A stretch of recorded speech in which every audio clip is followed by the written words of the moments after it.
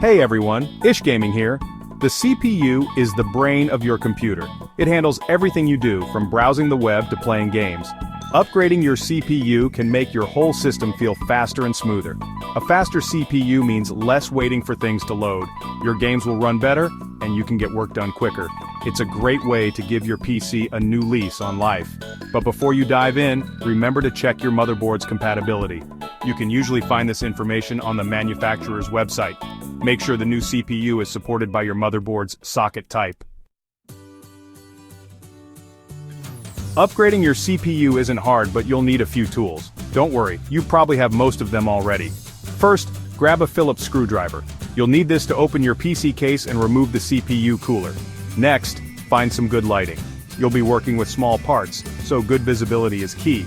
A desk lamp or a flashlight will do the trick. It's also a good idea to have a non-carpeted workspace. To protect your components from static electricity, use an anti-static wrist strap. You'll also need thermal paste. This goes between the CPU and the cooler to help with heat transfer. If you're reusing your old cooler, clean off the old paste first. Safety first. Before you start, make sure your PC is completely turned off and unplugged. Press the power button a few times to discharge any remaining electricity. Now, you can open up your PC case. Lay your PC on its side, with the rear panel facing you. Remove the screws holding the side panel in place. The number of screws varies, so check carefully. Once the screws are out, gently slide the side panel off. Now you have access to the inside of your PC. Before touching anything, ground yourself by touching a metal part of the case.